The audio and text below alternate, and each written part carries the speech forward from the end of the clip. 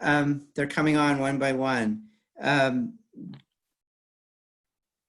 The title of this session is Oregon Trails, and so the unifying element is that they all have to do with something local here, either on the campus or in the city of Eugene, or within an academic department here at the University of Oregon. And they're all empirical studies of some sort. The format is that each presenter will have 10 to 12 minutes, followed by 3 to 5 minutes of questions. And we can be a little bit loose about that if there's a good discussion going and people have more questions, since we have a little bit of extra time. And then there'll be a general discussion at the end as well. Our first presenter is Maya Mackey, and she's an international studies and Spanish major. And her presentation is on the ethnolinguistic vitality of Eugene. So Maya, if you'd like to begin. Thank you. 1 second, if you don't mind. Oh, am I able to share my screen? Yes. Okay, it says host disabled attendees share screen. Oh, okay.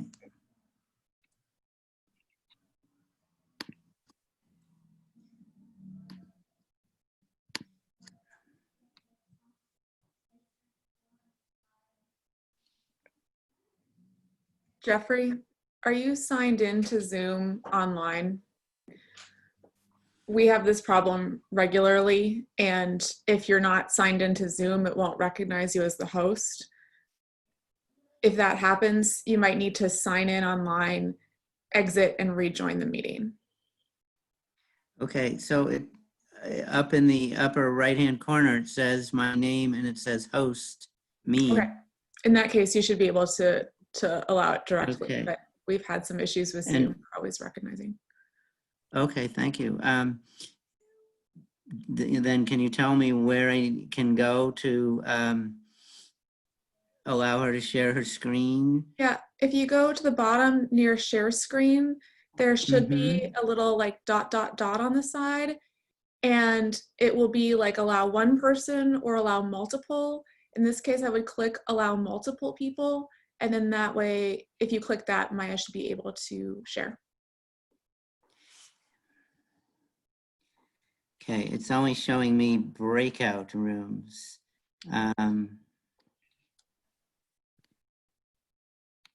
Everybody just hang tight a second, we'll figure this out. Yeah, no problem. See, so where it says more, ... Along the side of share screen. Yeah, I can't see it right now since I'm not the host, but okay, so I have shared screen and mine is green. Oh, there it is. It wasn't ... it was a little arrow, but it's there. Thank you. Mm-hmm.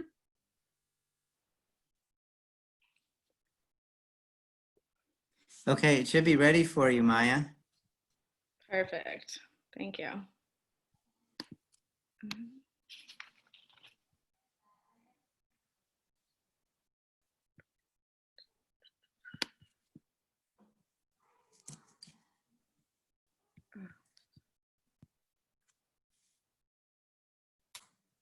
I apologize.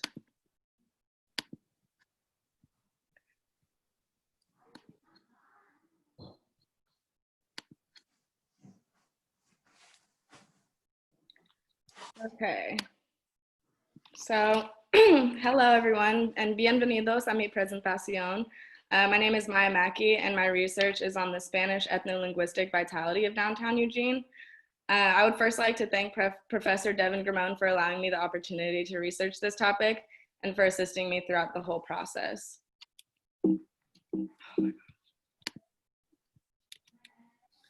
I would first like to note that the inspiration for this project is that there is a lack of visibility of the Spanish language in downtown Eugene, even when Spanish is the second most commonly spoken language in Eugene. The purpose of this project is to increase the ethnolinguistic vitality of the Spanish-speaking community in Eugene and to create a more comfortable space for all bilinguals and monolinguals of other languages. Ethnolinguistic vitality is a group's ability to maintain and protect its existence over time as a collective entity with a distinctive identity and language. And this is very important for within linguistic landscapes, which are the visible signage of languages on public and commercial signs in a community or city. This includes public roadsides, advertisements, posters and announcements in storefronts, regulatory signs, municipal rules and notices, and even graffiti. Linguistic landscapes in an individual's native language are necessary for ethnolinguistic communities to be comfortable in their place of residence. Some important takeaways for today's presentation are how linguistic landscapes shape a community's ethnolinguistic vitality, how the current lack of Spanish signage in downtown Eugene contributes to the construction of white public space, and finally, how to create a safe and inclusive space for the Latino community of Eugene. Some history about the Spanish in the US is that Spanish has actually always been a part of the history of the US. In fact, Spanish was a native language during the colonial period in North America before the founding of US as a nation. The US is the second most Spanish-speaking country in the world, including even above Spain. Spanish speakers are a growing community, but unfortunately they face immense social and political challenges by living in the US. I would also like to note, as we know, not everyone that identifies as Latino speaks Spanish, but I do want to acknowledge the entire Latino community of Eugene and their vulnerability today in today's political climate. There are 41 million Spanish speakers in the US, 400,000 of them live in Oregon, and approximately 15,000 of them live in Eugene. Eugene is a leader in the use of Spanish, but challenges still remain.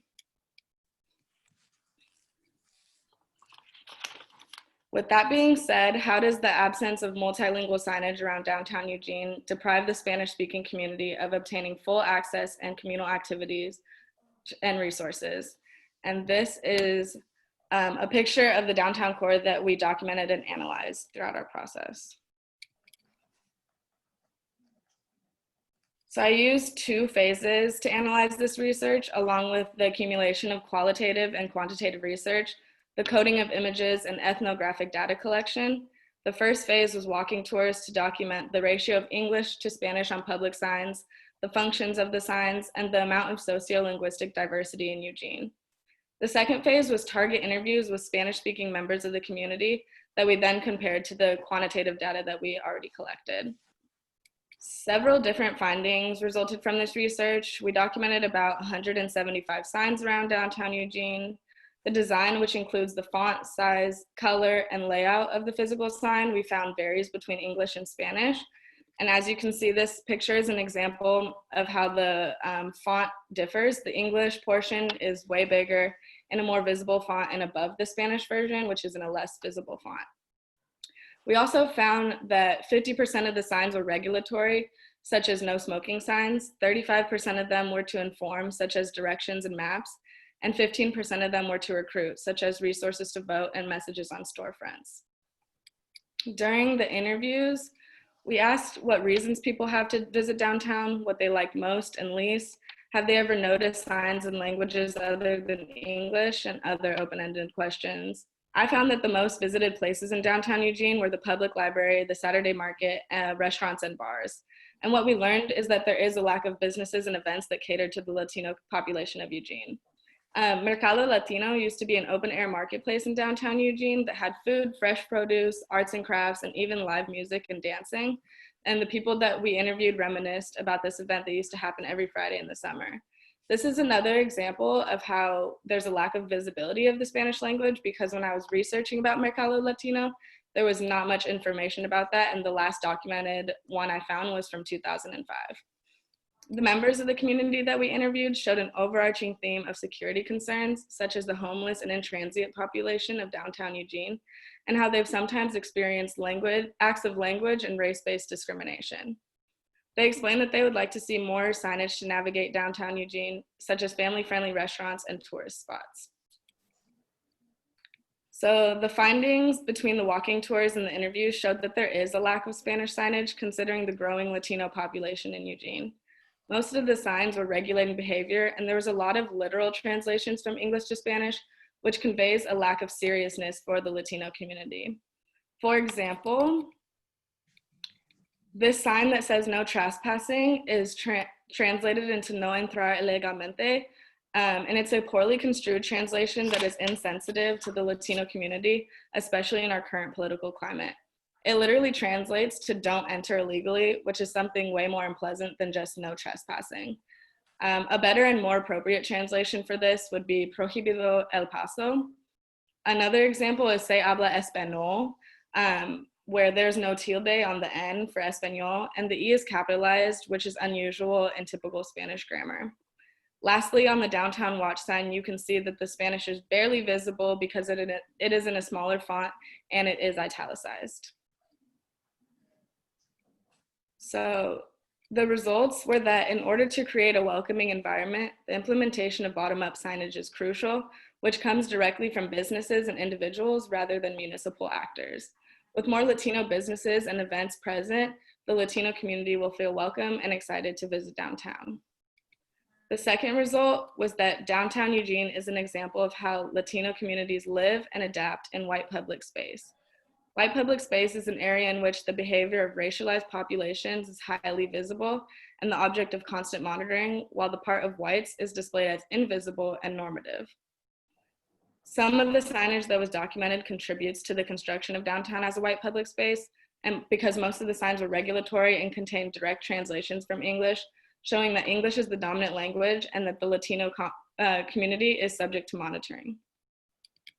So some of the recommendations that we have are to implement more navigational signs as shown in the top left, more welcoming signs that are welcoming of all backgrounds and ethnicities. The top right is a great example of how you can have equality between the English and the Spanish because it is the same font, same color, same size. The bottom left is a great example of how you can still regulate, but still include a welcoming message. So instead of saying no smoking here, no doing whatever it is, you can say, welcome to our tobacco, smoke, and vape-free county. And then the last example is the bottom right, where you can still have a regulatory sign, but you can include communal resources for those in need. So it says camping prohibited, but it also offers available resources for those who might not have a place to stay. The growing Spanish-speaking community has limited visibility within society, so implementing Spanish signage will greatly benefit them. There is a good amount of sociolinguistic diversity present in downtown Eugene, but there's not a balance between bilingual regulatory signs and inclusive and welcoming ones. In order to create a safe and welcoming downtown Eugene, the signage must communicate support and inclusion for this community. It's important to note that the city of Eugene has been advancing toward a discrimination-free and safe environment with several ordinances that have been put into place, such as Resolution 5174, that states that we as a city are committed to being welcoming, inclusive, and safe for everyone. It is a known fact that Oregon promotes respect and cultivation of minority languages, so by supporting the Latino community, by being inclusive and responding to their needs and wants, the city of Eugene can create a fun and welcoming downtown for all.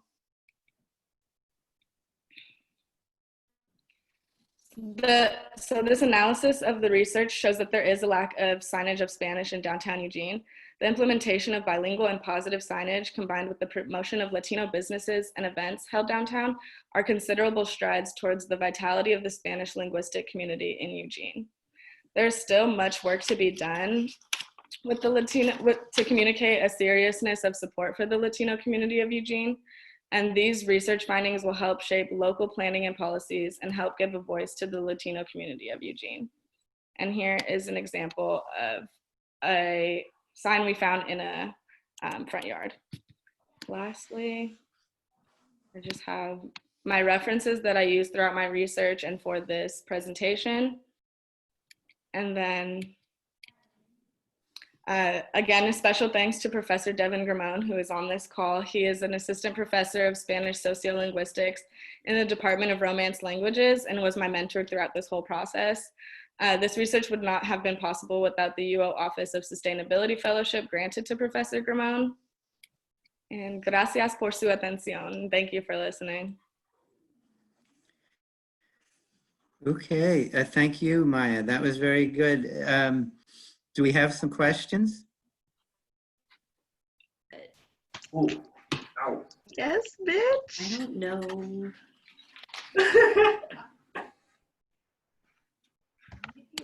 I've unmuted everybody. So if you have any questions, please feel free to ask them at this point. I have a question, Maya.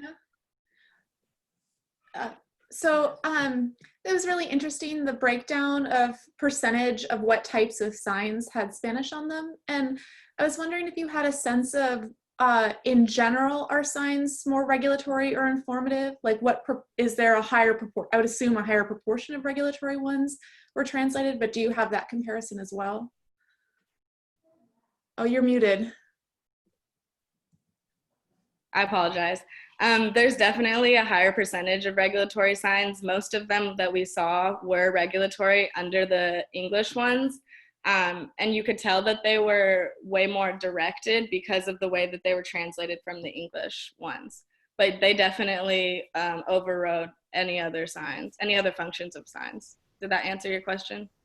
Yeah, I just thought it'd be interesting to say, like, signs in general are these categories and signs of Spanish are these categories, to see if there was that, how pronounced that was. Yeah.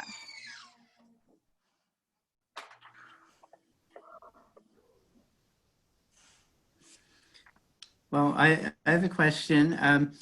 So do you think it would be fair to say that the main reason for why you're advocating that there be more Spanish language included in the signs in downtown Eugene is to make the Spanish speaking community feel more comfortable? Or is it the case that there are actual like confusions and difficulties caused in certain instances by not having Spanish language, signage?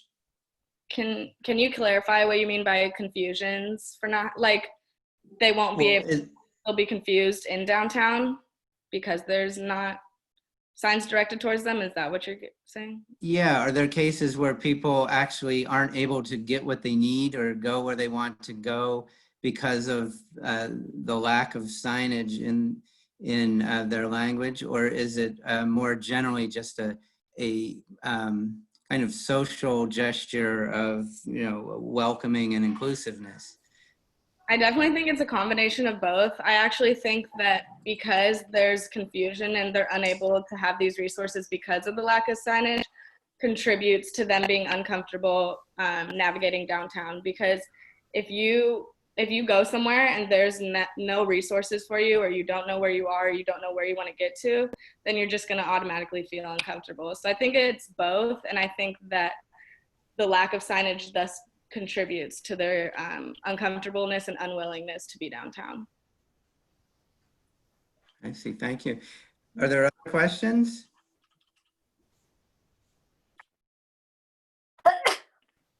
I have one question. So you showed what area of downtown you choose for your research. Did you check how the population of Latino people is located in downtown, or was that not considered for the research? Like there's an area where there's mostly Latino people living, or is it more like spread throughout the city? It's spread throughout the city. We found that most of Latinos live in West Eugene, or I believe Southwest Eugene. So out near going towards the airport and in rural places like that. And so that's another reason why they're less likely to visit downtown, is because they're farther away from it. Mm-hmm. And when there's no really resources or signage for you to navigate downtown, there's no reason for you to be there anyways. Yeah, so the communities that we documented had the largest Latino communities are Bethel and Train Song communities, again out near the what is it, the airplane, what? Airport. Airport, oh my gosh, sorry. Very good, thank you. Of course. Any other questions?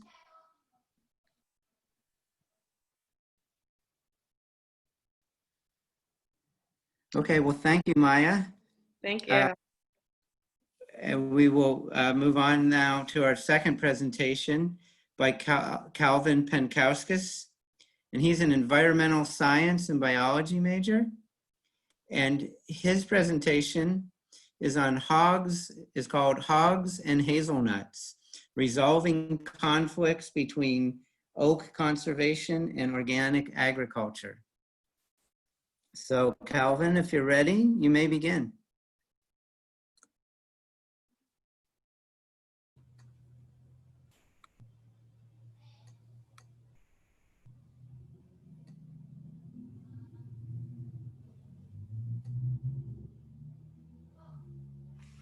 Hello, everyone. My name is Penkauskas, and today I'll be presenting my undergraduate research thesis in the environmental sciences, titled Hogs and Hazelnuts, creating a win-win for oak conservation and organic agriculture. If you didn't know already, hazelnuts are a well-established industry in Oregon.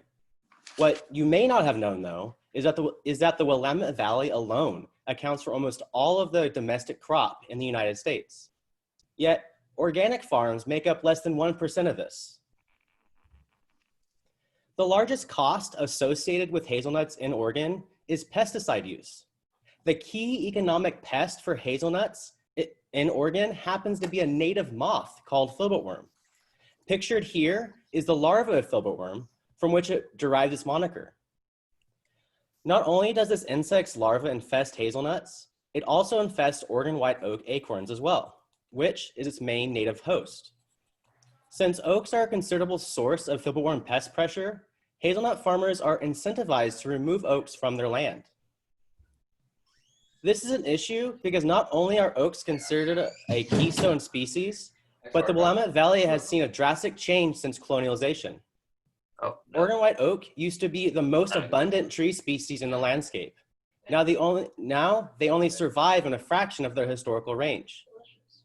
I believe that the map on the right from the oak accord illustrates this quite well. This leaves the remaining oak stands in Oregon as critical habitat to conserve and manage. Most of these oaks persist within a matrix of private agricultural land and are dispersed throughout 44,000 acres of hazelnuts. This is a map that I made that uses 2016 data. And if we zoom into the northern extent of the Willamette Valley, we can see that the area just north of Salem is today dominated by hazelnut production. Much of what remains is woody wetlands that are seasonally dry and consist up to 60% of oak. Since filbertworm moths can easily migrate from oak sources into hazelnut orchards, effectively managing these woodlands to disrupt its life cycle may help alleviate this spillover effect. After pupating in spring, the adult filbertworm moths mate and deposit eggs in the tree canopy. The larvae hatch and then burrow into developing nuts. Infested nuts are known to fall early in the season with filbertworm inside. When the filbertworm is ready, it exits the nut and overwinters in shallow soil or just underneath the leaf litter. If early enough in the season, they can pupate in as little as a week if the conditions are right. This compounding pest pressure leaves organic farms reliant on pesticides to mitigate crop damage, and many are seeking alternative cost avoidance strategies. Since other research has demonstrated that interrupting the filbertworm life cycle within hazelnut orchards to be an effective means of reducing their population, doing something similar, like removing infested nuts up off the ground, should have a similar effect. Here, I present the novel use of domestic hogs in oak silver pastures to selectively graze filbertworm-infested acorns. Now, hogs, or domestic pigs, have historically been used to glean fallen fruit in orchards to reduce pests, and are efficient woodland foragers with a preference for acorns. Silver pastures are pastures that are established in forested areas and have many benefits for farmers, including non-timber products and increased animal welfare. Additionally, when conducted responsibly, silvopastures can augment restoration needs through introduced disturbance regimes and can act as part of a conservation plan. My hypothesis is that grazing an oak woodland with hogs will not only reduce the number of infested acorns on the ground relative to a control, but also decrease the proportion of infested acorns the following year. This reduction in infested acorns should be reflected in a reduction of both emerging filbertworm and the aerial abundance of filbertworm moth. In order to test this, I conducted a silvopasture study over the last 2 years with help from my mentors and the Larson family at My Brother's Farm, which is located just outside of Creswell, Oregon. Situated near the Coast Fork Willamette River, this 320-acre farm is transitioning away from annual seed production and into an integrated pasture and ranch system with diversified orchards. On the northern extent of the farm is about 12 acres of organic hazelnuts, and 1,000 feet adjacent to the hazelnuts is over 20 acres of remnant oak habitat. In 2018, we established a control plot and silvopasture in the oak woodland, with 4 paddocks about 2 acres in size, made out of movable electric fencing. During 2018 and duplicated in 2019, approximately 20 hogs were raised with similar fencing and then were rotated through each paddock in fall. In order to ensure even grazing and minimize impact on the understory, the hogs were only allowed to graze each paddock for up to 5 days. During summer, I sampled emerging filbert worm with ground traps and their aerial abundance with sticky traps. Additionally, I sampled acorns on the woodland floor underneath oaks before and after grazing. We also established similar grazing paddocks in the hazelnut orchard. Likewise, I sampled emerging and aerial filbert worm in both control and graze treatments. During spring of 2018, I constructed the 40 ground traps following a design from Betsy Miller at Oregon State University, which uses easily obtainable materials and utilizes the same filbert worm moth lure as the commercially available sticky traps.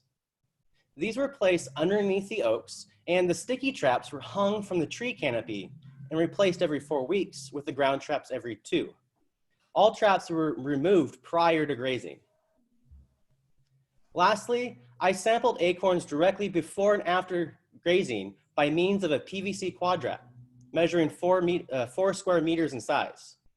I was careful to count and assess each acorn in place, as to not double count or make it necessarily easier to be grazed. In particular, I looked for fresh acorns and obvious signs of infestation like boreholes or cracks with insect frass. When put all together, this study's experimental design comprises multiple before-after control impact experiments. Grazing effects were evaluated with 2-way analysis of variances, paralleling the Mackey design with timing and grazing treatments as independent variables. I then tested for an interaction between grazing and timing with a Tukey post hoc analysis. All p-values less than 0.05 were thought of as highly significant, and those less than 0.1 as marginally significant. This is done to help me increase my effect detection probability, given the small sample size. Before I move on to the results, I just wanted to share a little bit about this image here. Most noticeable is the Hogs' handiwork, done with ruthless efficiency up until that fence line. Secondly, it's important to point out that oaks produce acorns in varying abundances over the course of a decade.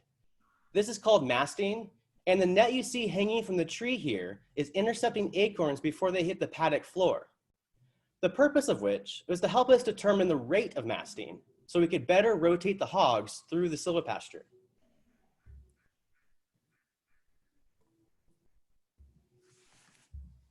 Now on to the results. The first figure demonstrates the difference in the filbert worm dynamic between the hazelnuts and the oaks averaging across years. We can clearly see that the hazelnut orchard had nearly 0 moths emerging, but still had a considerable amount in the air. Meanwhile, there were plenty emerging from the oak woodland, and this translated into a higher aerial abundance as well. Unfortunately, because of the lack of emergence data in the hazelnuts, I was unable to perform an analysis between years. Moving on to the oaks, part A of this second figure shows the average density of infested acorns on the woodland floor. In both 2018 and 19, there was a significant decrease after grazing within the paddock. Across both years, the average reduction of infested acorns was 73%, while the ungrazed control saw an average increase of 67%. In part B of this figure, we can see that although the silver pasture and the control were relatively dissimilar, the proportion of infested acorns between 2018 and 2019 was marginally significant. In this third figure, we can see the average number of filbert worm per trap and by trap type. Part A is the yearly woodland emergence of filbert worm moths, and in 2018, the population was similar between the control and the grazing paddock. In 2019, however, the amount of filbert worm emerging from the control was significantly higher than the previous year and the grazed paddock. Part B of this figure shows the abundance of filbert worm moth in the air. Unlike the emergence data, this interaction was found to be insignificant, yet a trend down in the grazed paddock can be seen through the noise. Additionally, the aerial abundance of filbert worm in the hazelnuts was just as muddy and is not included. So, what do we know? We know that there's a large spillover of filbert worm coming from the oaks, and that grazing hogs in the oak silver pasture is very effective at removing infested acorns.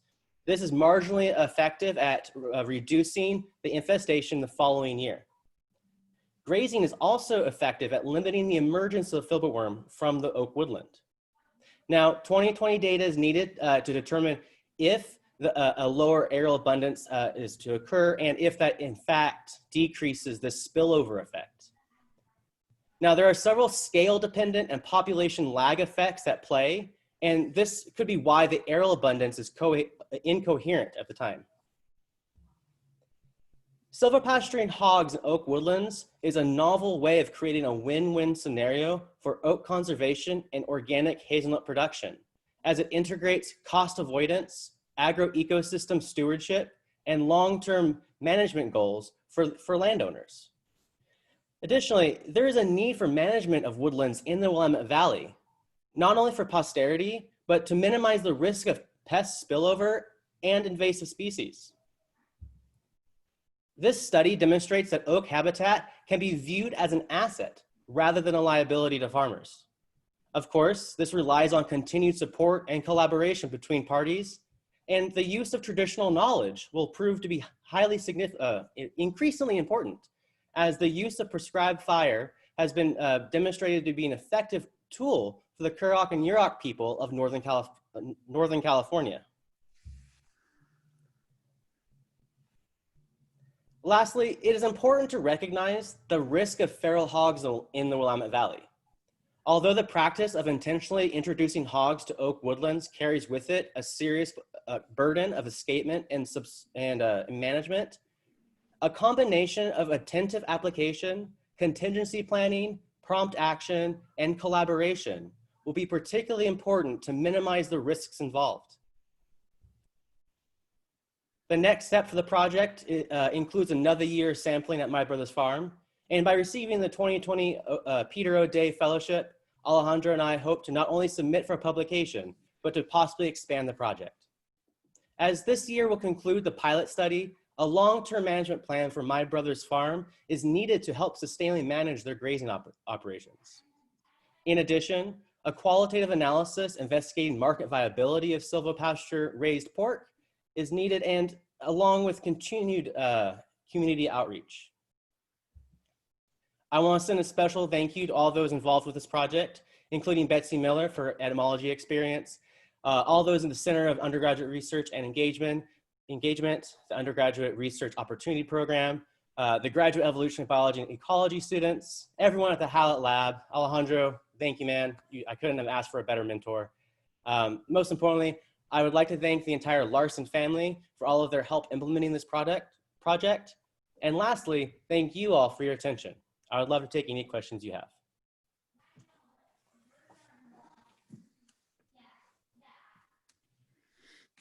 Okay, thank you. Are there any questions?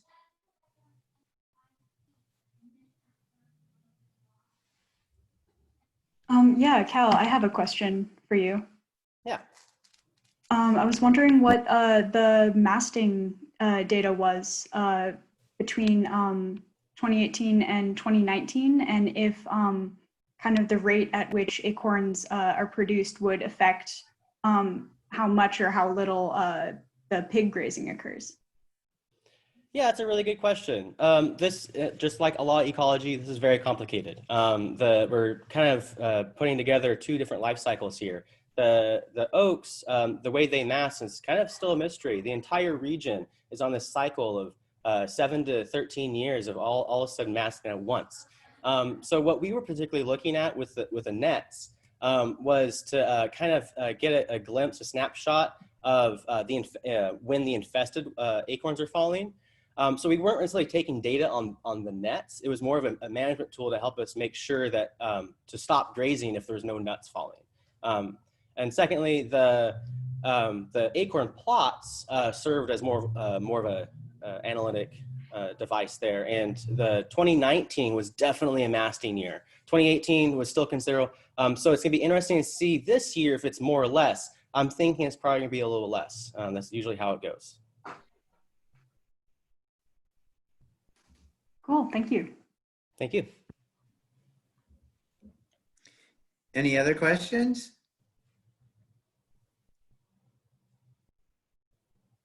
Hey Cal, I have a question for you. Yeah.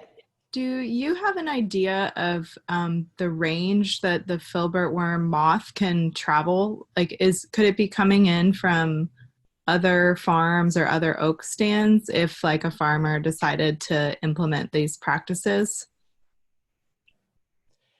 Yeah, so there's only one study looking at it. And even in that one study, there was only one type of sampling. So it's actually relatively, there isn't a lot of information out there. So far, it's my understanding that filbert worm can travel up to a kilometer or so if the winds are right, but usually it's within 500 meters or so, 500 meters to a kilometer. So hopefully that's one thing that we can also be looking at this next summer. Cool, thank you. Thanks. So I'm sorry, the worms can travel up to 500 meters? The adult moth, so larva. Oh, the adult moth, okay. Mm-hmm. That's what makes them so tricky, is that the larva eats the nuts, but the moth is how it gets dispersed across the landscape. And so it's a double whammy. Well, how long do the moths live for? So the moths, about 2 to 4 weeks. It really depends. It's closer on 2. It really depends on if they mate or not. Essentially, once they mate, that's kind of it for them. They go off and die. But about 2 weeks or so. Okay. Interesting. Thank you. Any other questions?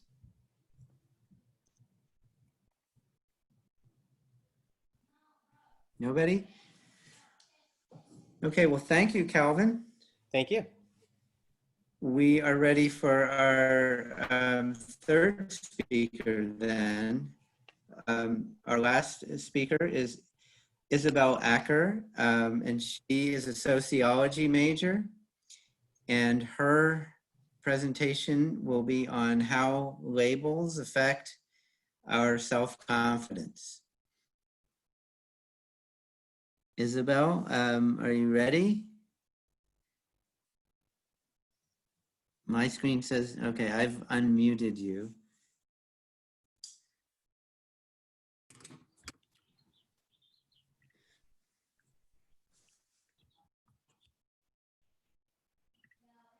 Okay. All right. Hey, everyone. So today we're going to be talking about how labels affect self-confidence. As you can see, there are 4 of us in this group: Isabel, Sophia, McKenna, and myself. Unfortunately, Sophia has technical difficulties, so she won't be able to partake in the presentation, but we'll go ahead and give it without her.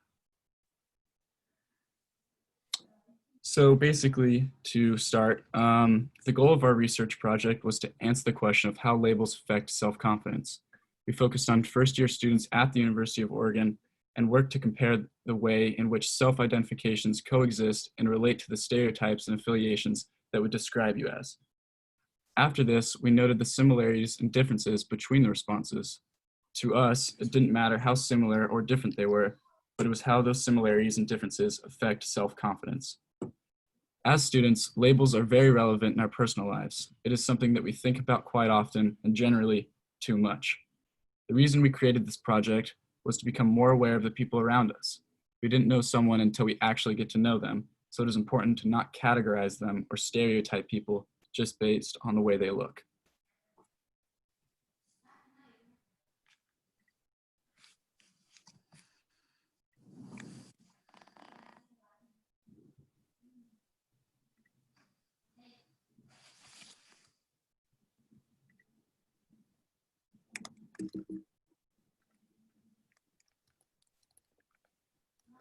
Can you hear me now? Yes. Yeah. Okay, good. Okay, so we thought that our data would show that people are negatively affected by the way others see them.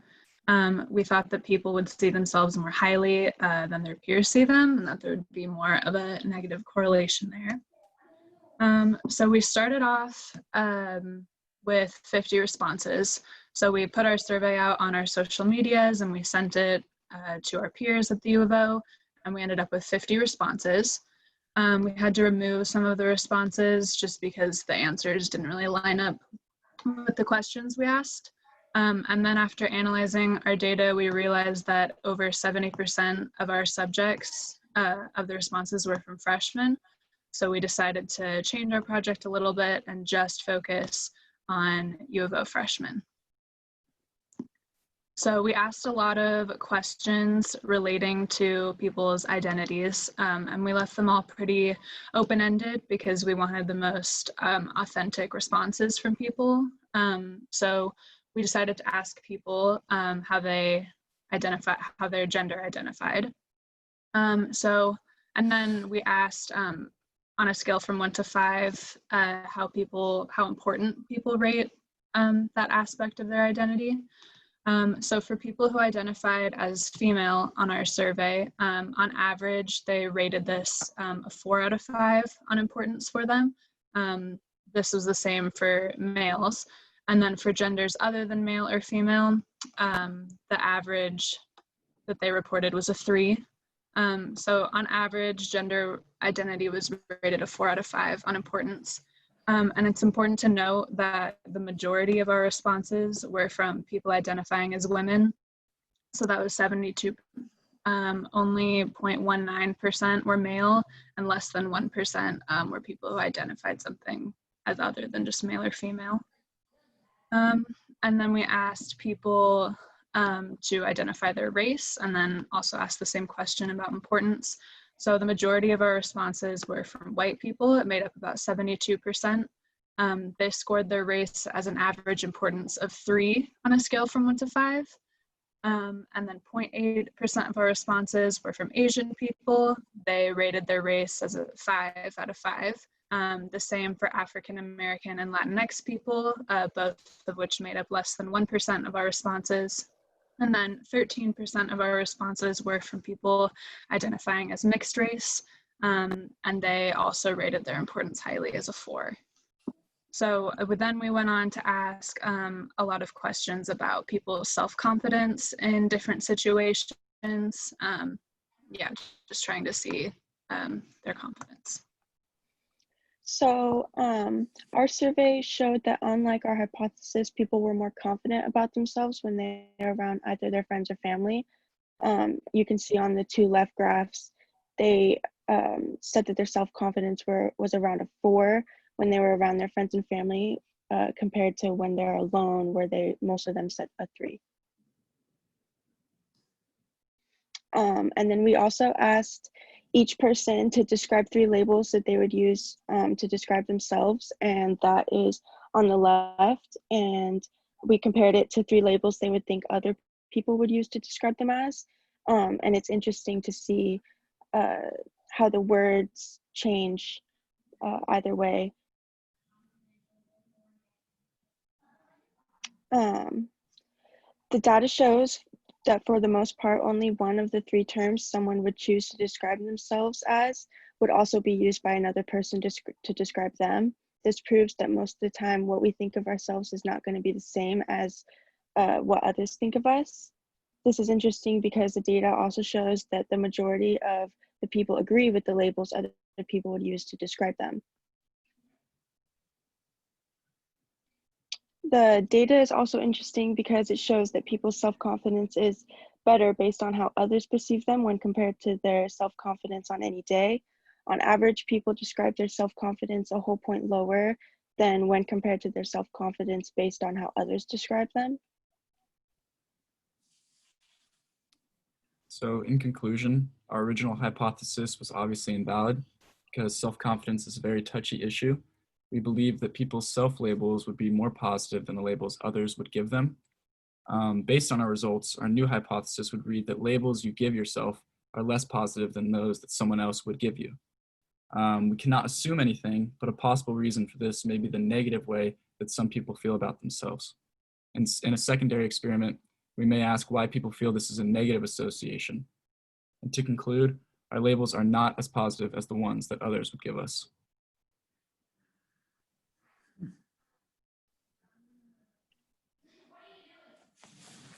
Well, thank you. Very interesting and unexpected conclusion. Are there questions? I have a questions regarding this interesting presentations. I'm really curious about the data you collect because you say you have more female freshmen than male freshmen to answer this project. I'm wondering if you also have some studies about the anorexia, the very high rate anorexia situations that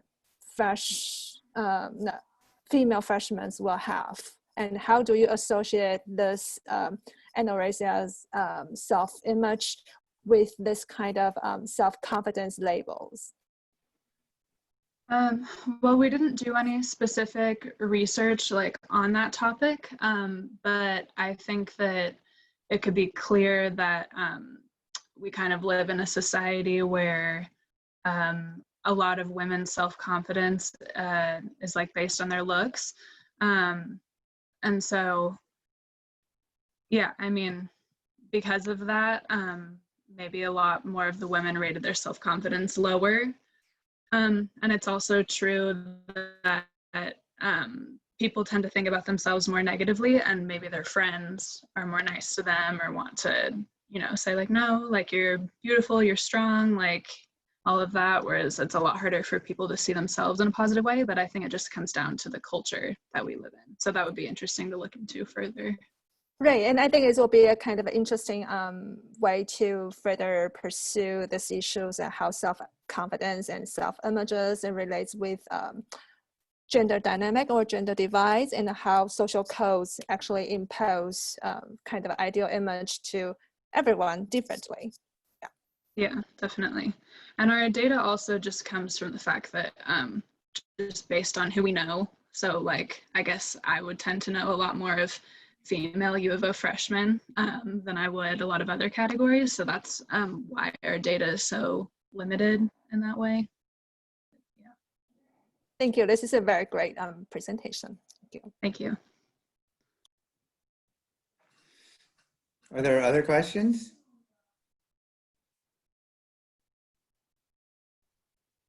Anybody? So I'm wondering if you guys can just talk really quickly about how COVID impacted your ability to conduct this research, and what might have been different if you had been able to kind of follow through with your original plan, which I know was a little bit different than what you ended up doing. Yeah, I mean, we wanted to get the survey out to a lot more people. So we probably would have like gone to the EMU or places around campus and like physically asked people if they wanted to take the survey instead of just sending it out to like the limited amount of people that we know. So we definitely wanted it to have like a way broader amount of people. And then we also had thought about doing interviews of some specific responses to kind of find out a little bit more about their own confidence and about their identity, that the answers that you can't really get just from a simple survey. So we definitely wanted it to be more broad, and we wanted the questions to be a little more detailed, but everything being online kind of made that difficult for us. So if we had the opportunity to do it again, it'd be a lot more in person. Yeah. Great. And I'll take an opportunity to brag on your behalf just for a second and say that the three of you are all first-year students. So conducting research as first-year students is super duper impressive. And I'm proud of you. Thank you.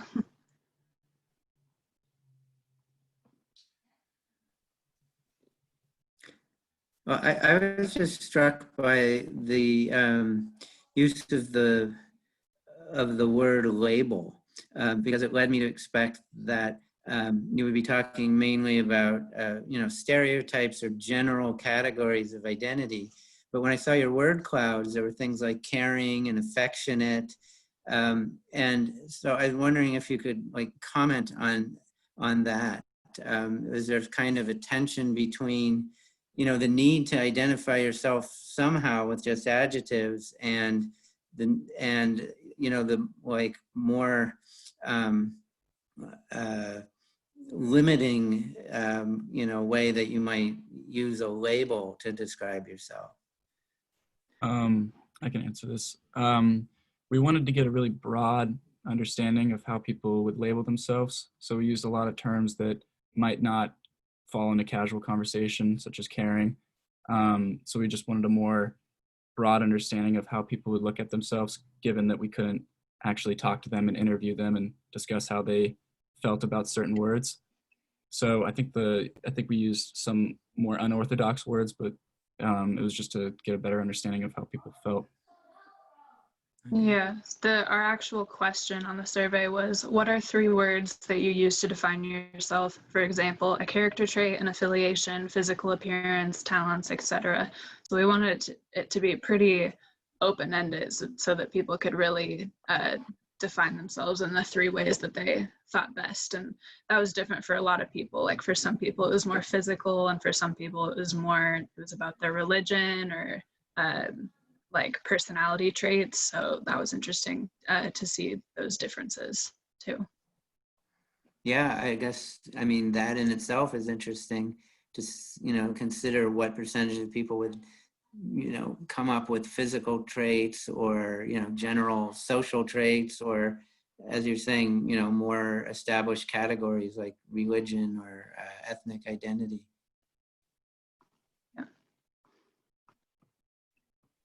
Any other questions? What was your biggest takeaway from doing this project? If there was one thing that stood out. Probably just our conclusion being that people are more confident based on the descriptions of others than they are based on their own descriptions of themselves. I think that's really telling, and just shows how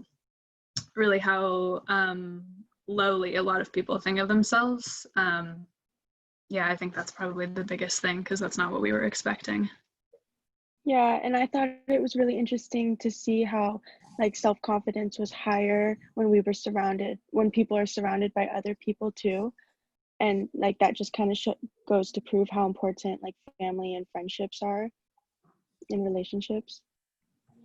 My biggest takeaway was honestly how many people responded to our survey, because they're obviously very tough times and it's not easy to write down how you feel about yourself during these times. So that was my biggest takeaway, is just people actually giving the time and responding to our survey.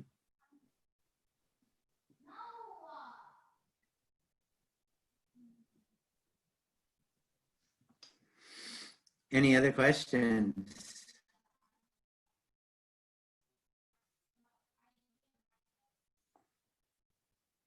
Well, I thank all of our presenters for these very interesting papers and given us some stuff to think about. if there are no more questions, we're short one presenter. I think that we can close the session at this point. So thank you all for coming. I know that the circumstances are a little bit unusual, and it's just great to see that people are carrying on and using what means we have. I think that we're still able to have very productive sessions even under the circumstances. So I'm grateful for all the people that came and listened and learned and participated. So again, thank you all. And there's other sessions that you can that you may be able to attend as the conference goes on for the I think for the rest of the afternoon and into the evening. Well, thank you. Yeah, I just want to have a very quick reminder. I just received from a Symposium, the committee saying that we shouldn't just log in next or we will be locked in. So if you are interested in coming the following up sections, you just need to pay attention to the time sections. Try not to log in so much earlier than it has been scheduled. Okay. Yeah. All right. Well, goodbye, everybody.